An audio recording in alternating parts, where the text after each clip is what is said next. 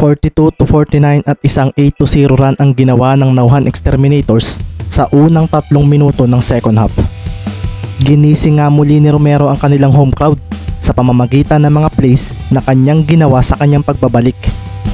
Maging ang mga nasa bahay nga ng mga viewers ay napahinga na lang ng malalim nang ipokus sa screen ng kanilang pinapanooran ang nakaupo sa bench na si Maki Romero na kasalukuyang umiinom ng tubig.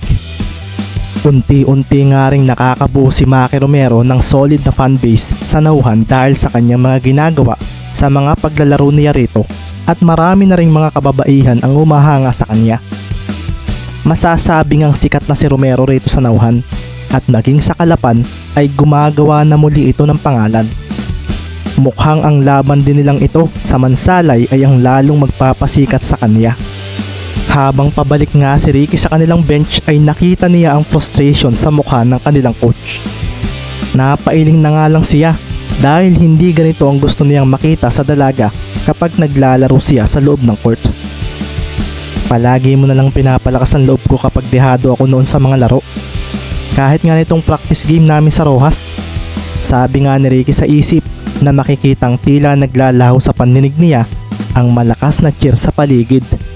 Nanginig kanina ang kanyang bisig dahil sa lupit ng galawan ng kanyang Kuya Maki. Pero ito ay dahil sa intensidad ng pinapakita nitong laro. Hindi ko inaasahang ganyan na magiging reaksyon mo ngayong naging coach kita. Ayaw ko ng ganito. Gusto ko kapag pinanood mo ako ay masaya ka. Gusto ko nahahype ka. Oo, alam kong may mga larong hindi laging panalo. Pero sa pagdating nga ni Mendez sa kanilang bench ay nabigla na lang ang mga kasamahan niya sa team nang bigla niyang yakapin si Andrea. Relax ka lang, huwag kang ma-frustrate. Oras na siguro para ako naman na magpalakas sa loob mo. Hindi pa tapos ang laban. At isa pa, mahinang wika ni Ricky sa nabiglang si Andrea. Hindi ako sanay na makita kang ganyan habang naglalaro ako. Sorry rin sa performance ko kanina. Huwag ka na mag-alala. Babalik ta rin ko ang game para sa iyo. Dagdag pa nga ni Ricky na nagpakabog ng dibdib ni Andrea. Loko ka, baka nakakalimutan mo maraming tao rito. Nandito rin ang mga players ng Mansalay. Sabi nga ni Andrea na biglang kinurot sa tagiliran ng binata. Mabilis din ngang lumayo si Ricky at tiningnan ang napaseryoso niyang mga kasamahan sa bench. Wala naman sigurong masama sa ginawa ko, hindi ba? Nakita kong pangit ang mood ng coach natin, kaya bilang boyfriend niya, kailangan ko siyang pakalmahin.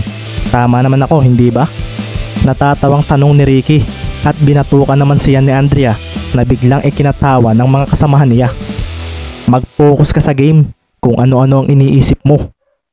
Ang eksena ngang nilikha ng dalawang ito ay ang agad na nagpabago ng atmosfera sa kanilang bench. Si Gerald nga ay napangiti na lang dahil akala niya ay bagsak na muli ang kumpiyansa ni Mendez. Pero mukhang okay na nga talaga ito magmula kanina sa pagtatapos ng ikalawang quarter. Kalmado na ito at parang hindi pa nagpapatalo sa labang ito. May pag-asa pa kami, sabi na nga lang ni Gerald sa sarili. At dito na nga rin nagsalta si Andrea sa kanilang gagawin. Dahil ginagamitan nila tayo ng 1-2-2, huwag lang tayong umasa sa shooting. Atakihin din ninyo ang basket. May mga galing kayo sa dribbling at ball handling. Kaya ninyong umiwas sa kalaban at mag-crossover. Huwag din ninyong kakalimutan ang gumamit ng screens sa kada place, lalo na kapag humahanap ng shooting area. Marlon, labanan mo si Nerio sa ilalim ng basket. Ikaw lang ang maaasahan namin sa rebounding sa lineup na ito. Hindi mo kailangang i-grab sa ere ang bola. Kahit tapik lang ay okay na. Ang importante ay mailayo mo ito sa mga katapat mo. At pagdating naman kay Romero, dito na nga marahang napatingin si Andrea kay Ricky. Ako na ang bahala kay Kuya Maki. Kahit ilang beses niya akong mautakan o magawa ng bola, hindi ako titigil hanggat hindi ko siya napipigilan. Sambit ni Ricky. At dito na nga napaseryoso sina Gerald. Napailing na nga lang ang kanilang team captain at tumayo nang may pagtingin sa scoreboard sa itaas. Ako na ang bahala kay Garejo. Pero kung kailangan mo ng help defense, sumenyas ka lang. Sabi pa nga ni Gerald kay Ricky na tumango ka agad sa kanya. Kasunod nga nito ay ang pag-ikot nilang lahat sa bench. At bago nga bumalik sa loob ng court ang mga manlalaro ng Mansalay, ay isang malakas na sigaw pa ang kanilang pinakawalan. Napaseryoso na nga lang ang mga manlalaro ng ibang bayan nang makita ang ginawang iyon ng team ng Mansalay. Napangiti na nga lang din ang pasimple sina Baron dahil sa nangyari. Pinakaba mo naman kami, Ricky, sabi nga ni Baron, at napaseryoso na lang si Mover na napatingin kay Mendez na makikitang nag-uunat ng braso habang naglalakad. Tumayo na nga rin ang mga players ng Nauhan at gumawa rin ang mga ito ng ingay nang sabay-sabay silang sumigaw bago pumasok sina Romero sa loob ng court. Nag-ingay nga rin lalo ang kanilang mga supporters at habang nakatingin si Ricky sa mga ito ay agad siyang huminga ng malalim. Tila nga naglaho sa pandinig ni Ricky ang ingay ng home crowd at dito na nga sumeryoso ang kanyang mga mata na sinabayan niya ng agad na pagsambot sa bolang ipinasa sa kanya ni Magbuo. Marahan pa nga siyang tumalon habang pinapatalbog ang bola at sa pagdating niya sa kanilang side ay isang biglaang abante ang ginawa niya laban sa bantay niyang si Romero. Napasabay kaagad si Maki at kasabay nito ay ang biglaang paghinto ni Mendez. Pinatalbog ni Ricky ang bola ng mas mababa at nang bumalik si Romero para siya ay dikitan ay doon na nga niya ibinato ang bola pataas. Tumalo naman si Valdez ng sambutin niyon at sa paglapag niya ay bumigla siya ng galaw ng balikat pauna na naging dahilan upang si Garejo ay mapasabay. Ngunit isa lang iyong fake move at bigla na nga lang tumalon palayo si Gerald at nagpakawala kaagad ng tira mula sa perimeter. Sablay ang tirang iyon ni Valdez na ikinahinayang ng mga supporters nila. Pero seryoso pa rin ang dating ni Gerald na mabilis na tumakbo palayo kay Garejo. Mula naman sa ilalim ng basket ay napaseryoso si Coach Mabs nang si Magbuo ang makakuha ng rebound at sa paglapag nito ay bumigla ito ng pasa sa isang manlalaro na nasa corner 3 sa kaliwa. Naroon na nga si Tuason at ang katapat nitong si Custodio ay napatakbo rito. Kaso mabilis ang naging release ni Carlo Tuason at dito na nga napatalo ng mga players nila sa bench dahil nahalit ng bola ang basket nang pumasok ito rito.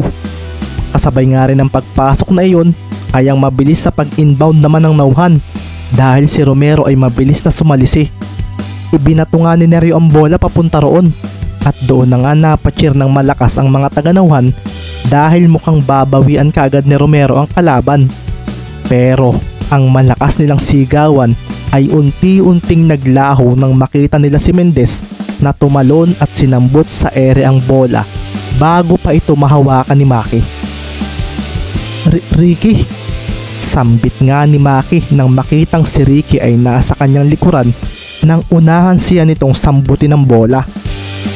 Iwinaglit niya ang pagkagulat na iyon at ang inisip niya ay ang kung paano mababawi ang bola. Paglapag nga ni Mendez ay bumigla siya ng sundot sa bola na naging dahilan upang tumapon ito palayo sa kanilang dalawa.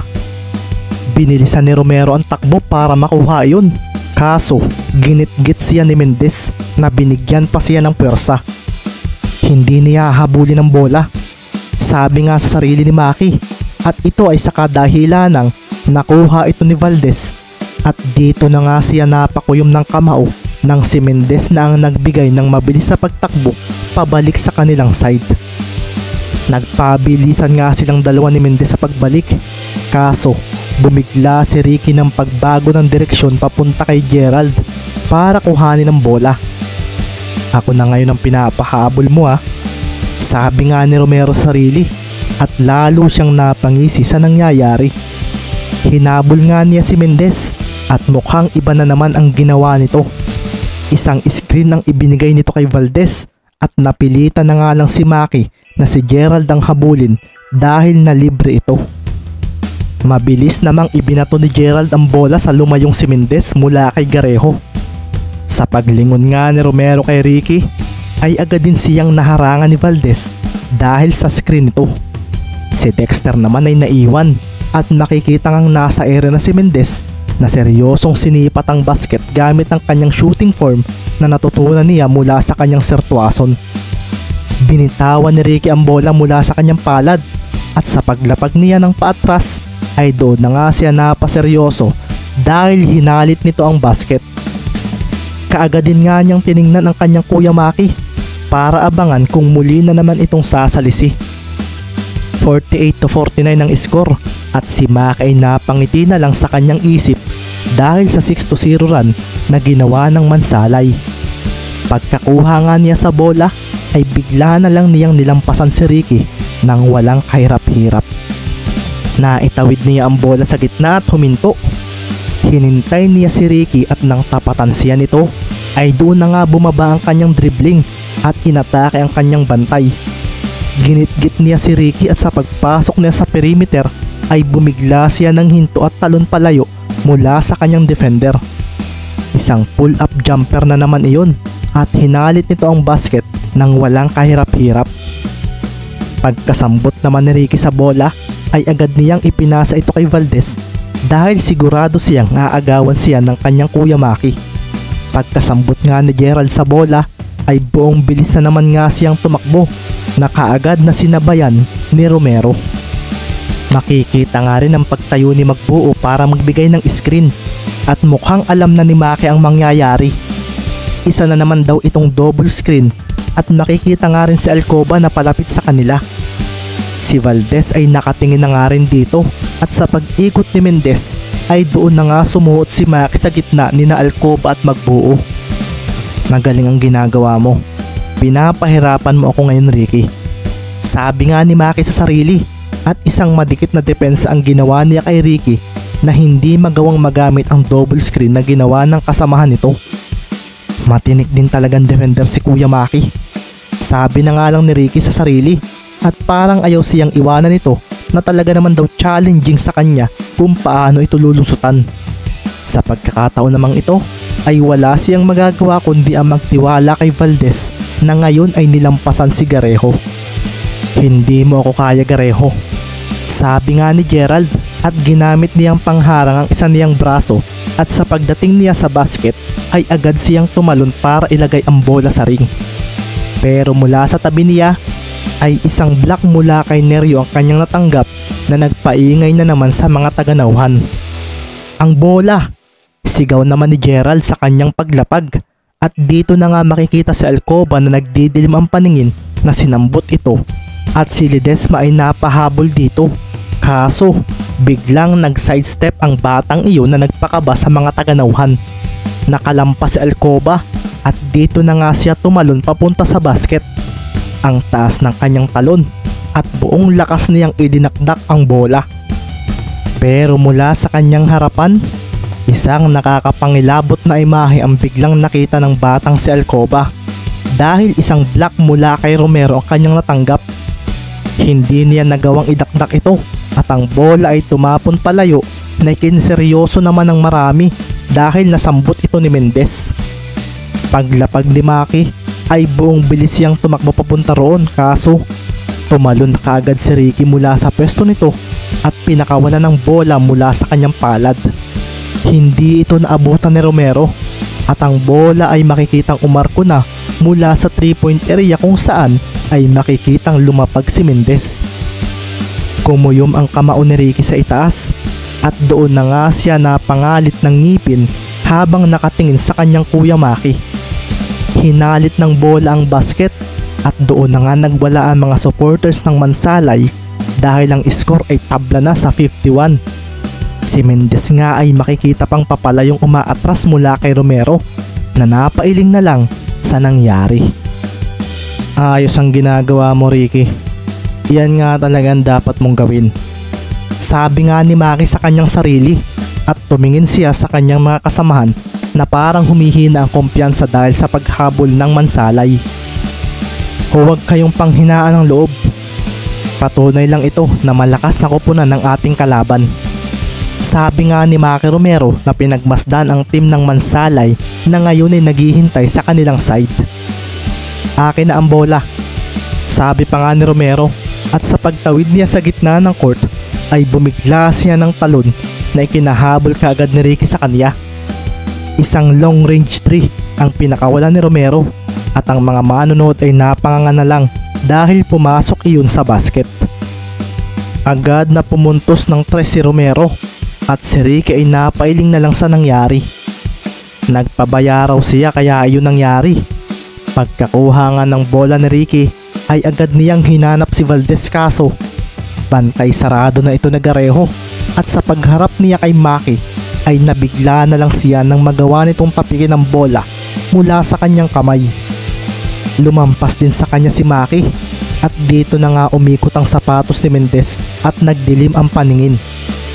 Umatake nga si Maki sa basket at ang mga taganauhan ay napatayo para abangan ang magandang play nito. Tumalon nga si Romero at dito na nga natulala lalo ang mga manonood dahil nang pakawalan nito ang bola ay bigla namang lumitaw si Mendez na buong lakas na pinalo iyon. Depensa, hindi ito pwedeng mawala sa akin. Kahit kailan.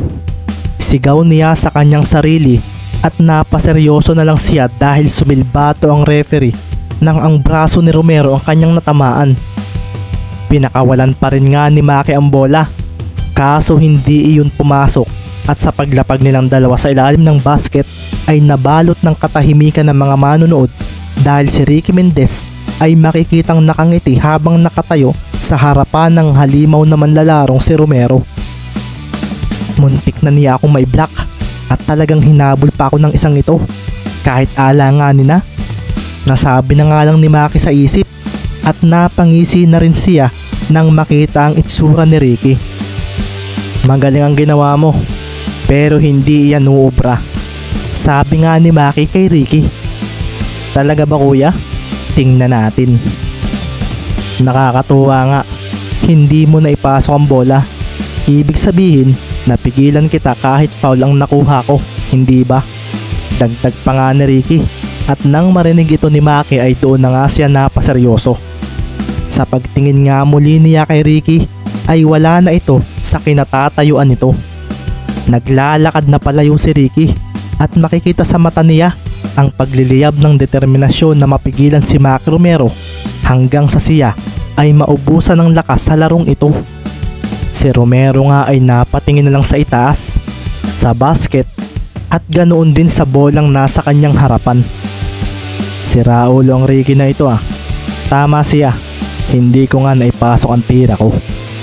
Napakuyom na nga lang si Maki ng kamao at tila may kung anong maliit na bagay ang bumagabag sa kanya matapos iyon. Naipasok nga niya ang dalawang free throw na naging dahilan upang ang lamang nila ay maging 5, 51-56.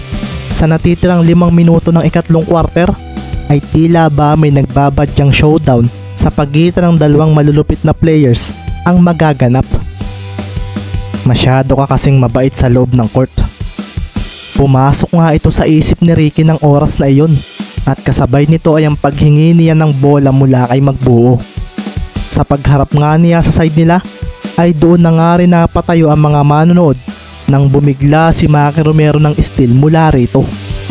Lumampas si Maki at pinatalbog ang bola. Kaso, ang tunog na pinanggagalingan ng talbog na iyon ay hindi mula sa kanyang mga kamay, kundi ito ay kay Mendez. Hindi ko naagaw, sabi nga ni Maki na napatingin kay Ricky na muntika ng matumba pero napanatili pa rin ito ang kanyang ball handling na ngayon ay umayos ng muli.